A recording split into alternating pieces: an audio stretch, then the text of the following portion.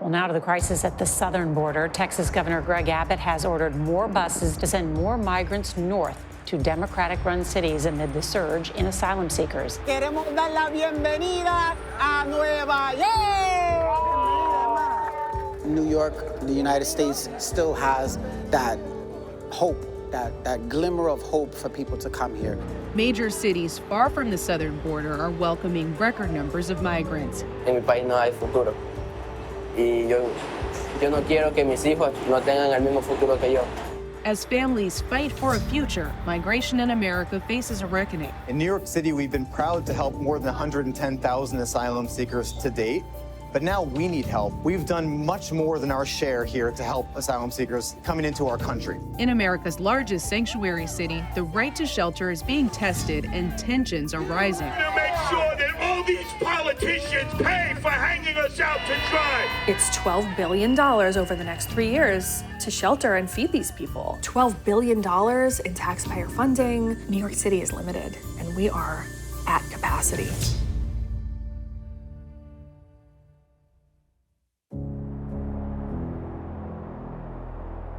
It reaches a point where it becomes unmanageable. And we have stated it clearly, there is no more room in our city. We need help. This is unsustainable. We're at full capacity. We cannot start our day crossing our fingers, hoping we could have enough room for children and families. This issue will destroy New York City. Destroy New York City. Yo de chiquito siempre quería estar aquí, en América. Siempre me ha gustado por los trenes, por el frío, las 4 etapas, todo, los 4 climas. Entonces era un sueño que siempre tenía de chiquito. Siempre me llamó la atención América. ¿Y la ciudad cómo es? La ciudad, hay muchos locos, pero es bonita, me gusta. 17-year-old Alexis Ayo is one of the more than 20,000 migrant children who enrolled in New York City schools this year. He and his mother are living in a Manhattan hotel turned shelter after immigrating from Cuenca, Ecuador. Era muy peligroso. También mucha delincuencia, mucha muerte. Entonces, no había tampoco, ya no había mucho futuro ahí. ¿Qué quieres en el futuro aquí en los Estados Unidos? ¿Qué quiero en el futuro aquí? Pues tener primero mi título, graduarme. Porque no sé a qué momento se me puede ir mi mamá. Y quiero que ella me mire con la sorpresa que me gradué del high school. Segundo, seguir la universidad para también tener mi título. Y si tengo a mi esposa o mis hijos, saber que le voy a dar una estabilidad buena. No va a ser como en mi país. Alexis is a student at Inwood's High School for Excellence in Innovation, a New York City public school where enrollment increased by 25% with newly arrived asylum seekers. He and his classmates are part of a record migration surge. Authorities at the southern border encountered more than 2 million migrants in each of the past 2 years, the only times that's ever occurred. The influx comes from deteriorating conditions in Latin America and the expiration of Title 42, a COVID-era policy that kept asylum seekers outside the U.S. while their applications were completed, a process that can take years to finalize due to backlogs in the courts.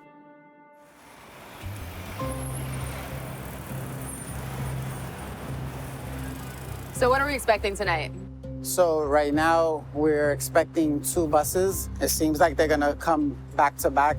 We've been the premier organization that's been on the ground since day one, and we continue to be there, and we basically outlasted every city agency. At this point, the only people that show up is the National Guard, and that's only to give out flyers. Power Malu is the founder of Artists, Athletes, and Activists, a grassroots organization working to welcome asylum seekers by connecting them to legal and housing resources. So the bus is pulling up right now. We don't know how many people are inside. We don't know the mix of demographics inside, but we're about to find out. Texas Governor Greg Abbott has bused more than 50,000 migrants to Democrat-led sanctuary cities, including 20,000 to New York, about 15% of the more than 130,000 asylum seekers who have arrived in the city since spring 2022. Hola, mi gente. Bienvenida a Nueva York. First and foremost, I welcome them to New York City. And that kind of like lowers their anxiety levels. Bienvenido. Bienvenida, hermana. Bienvenido. Gracias. Y bienvenida. ¿Cómo tú estás? And then from there, we take them to the intake center. Most of these people have been traveling for months through unimaginable conditions, and they're finally here in New York City, but this leg of the journey is just beginning. The busload that just arrived is mostly families from Central and South America, some with very small children. Is there a most common story? What are these people going through just to get to this point? So the common story is that they've given up their lives in other places just to come here because they just simply didn't think that they could survive. They borrowed thousands of dollars to actually make this journey. And now they're being threatened that if they don't pay this money, something is gonna happen to their family members. And in the midst of this journey, they have been robbed. In the midst of this journey, unfortunately, women have been sexually violated. It's just easy to prey on people that are vulnerable. And this population is that. When you're encountering these people, what is the number one need and what is their general feeling when they arrive? The first thing they ask for is an opportunity to work. Then after that is, are they able to enroll their kids in school? After that is, are they able to eat? And then, of course, what's the process of them being able to stay here because they're afraid that they're already going to get deported. These people are being used as political pawns all across the board. And we're trying to humanize the situation. We're doing the outreach to make sure that people aren't stranded in a hotel room or stranded on the street. New York offers legal right to shelter, which requires the city to provide beds to anyone who asks for one. To comply during this crisis, New York opened more than 200 emergency sites, and city officials estimate that housing and caring for asylum seekers will cost $12 billion over the next 3 years. So right now we're at the Roosevelt Hotel, and this is the intake center where all these beautiful families are gonna go to get intake, and some of them have a final destination of another city and state, and that's where they're gonna go. And the other ones that need shelter, they're gonna sign up and register for shelter here. We good? Tomorrow, 6 o'clock. Right on, brother. The Roosevelt Hotel is New York City's main intake facility for asylum seekers, earning it the nickname the New Ellis Island. This is the New York City Asylum Seeker Arrival Center. Today, we're gonna have more than 500 adults, families, and children come through that door. That door is where all asylum seekers coming into New York City come through. We immediately offer life-saving vaccinations to children. We offer warm meals. We offer everything you need to take care of your children. And then we're gonna have the conversation about what your goals are, whether we can help to meet those goals right now, or whether we're going to place you into our New York City system and take some time to meet those goals with you over the next coming weeks. Whatever you say you want, if that's getting to a different place, we'll immediately help to reticket you and your whole family to get to that place. A lot of needs are along the lines of medical care. We have screening to make sure that you don't have any communicable diseases that we need to address for you right away, to see if you have any chronic diseases that we can help with, and we screen everybody for depression given the trauma they've gone through. Valentina Marin and her family are among the 7 million migrants who have fled Venezuela in recent years, following the country's economic collapse. Vimos como que también todo es que todos están emigrando a Estados Unidos, que hay oportunidades allá, y bueno, le vendíamos lo que tenemos y nos vinimos. ¿Cómo fue el viaje por aquí? Fue fuerte el camino, muchas horas, que nos querían secuestrar, que nos querían robar. Unas personas todas vestidas de negro nos querían subir a una camioneta. Nos tuvimos que esconder, que es muy peligroso, muy peligroso. Mi hijo se cayó del tren, miren, ahí tiene su marca. Oh, wow. ¿Cómo se siente ahora? O sea, bien, pero algunas partes no tan bien. ¿Por qué? Por lo menos donde yo vivo no es bien. Mucha delincuencia, mucha droga, y no me gusta para mis hijos, porque salgo y eso es lo que ellos ven.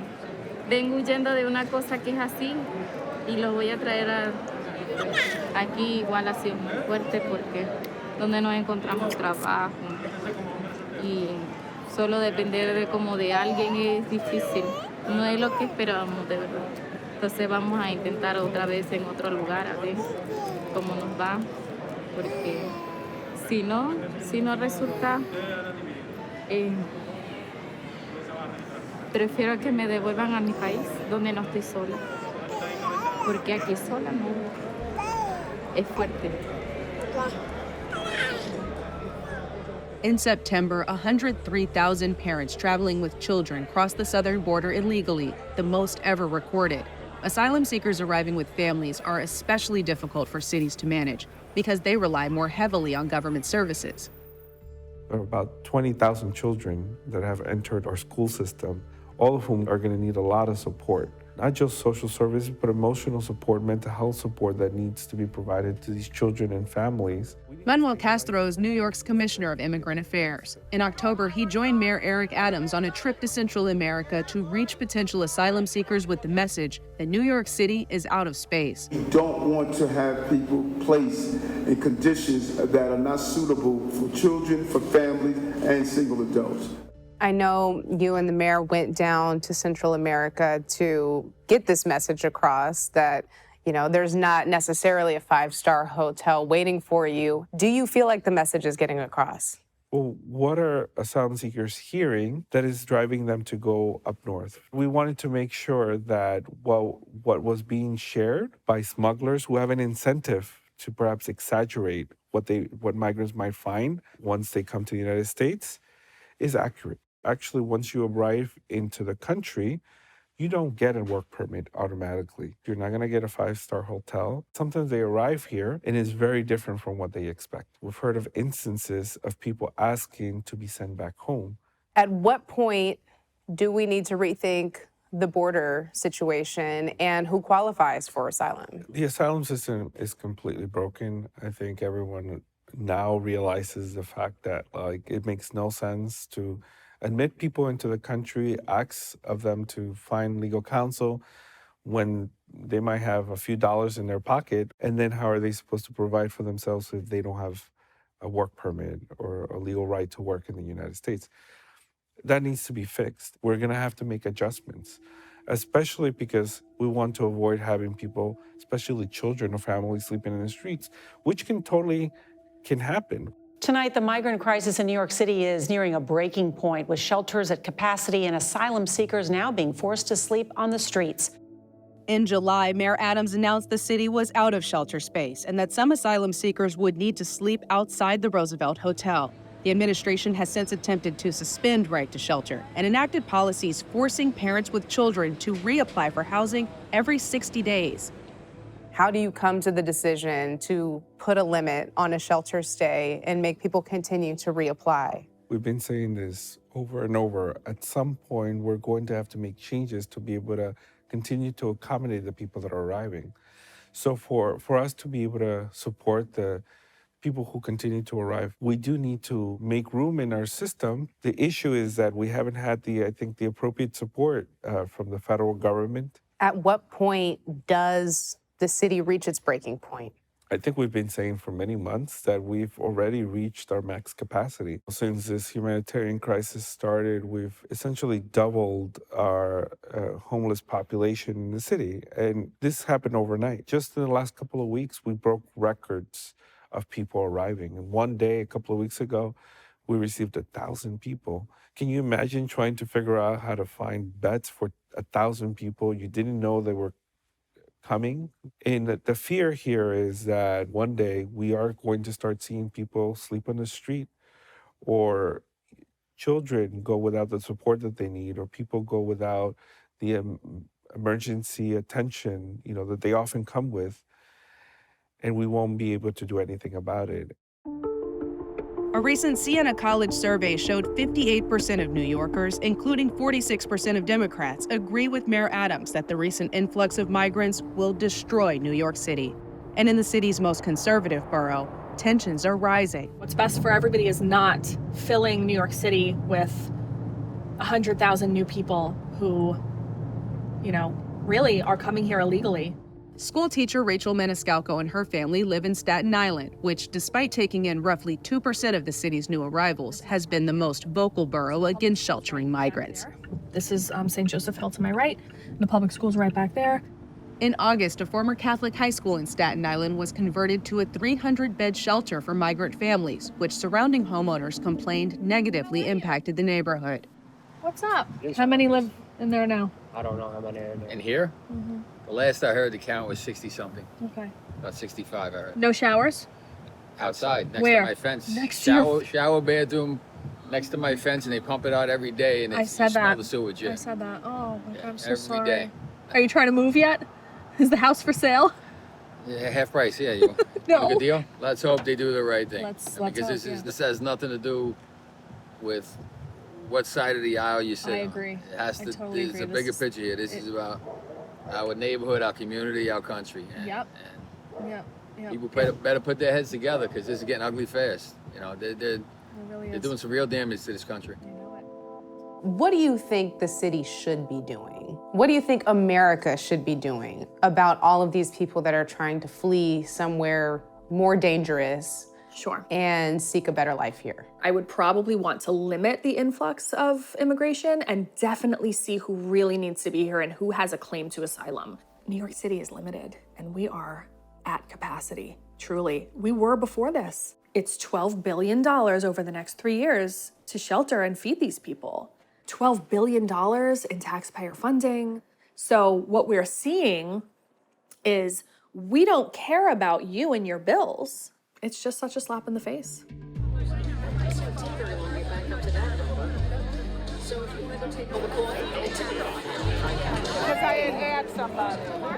It's been a lot on the community, and luckily Staten Islanders we're very loud. And we're very public in our frustration. After asylum seekers arrived in Staten Island, residents flashed lights into windows of the shelter throughout the night and blasted hostile messages over loudspeakers. This is about New York City and Staten Island. In the weeks that followed, protests against housing migrants have been regularly held outside the shelter. Ground zero for the invasion is in Texas, but ground zero for the fix is right here.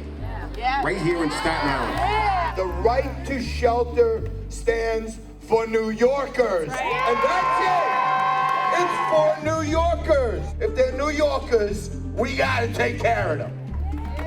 If they're from Venezuela and Mauritania and Africa and China and they're on a terrorist watch list, we don't have to take care of them. America, the world is watching Staten Island. I'm Old Testament, baby. I'm gonna make sure that all these politicians pay for hanging us out to dry.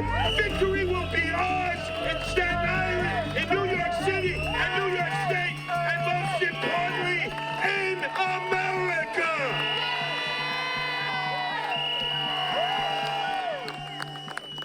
I mean, that is such a failure of the administration to say, come on in, but now in 2 months from now, you're living on the street?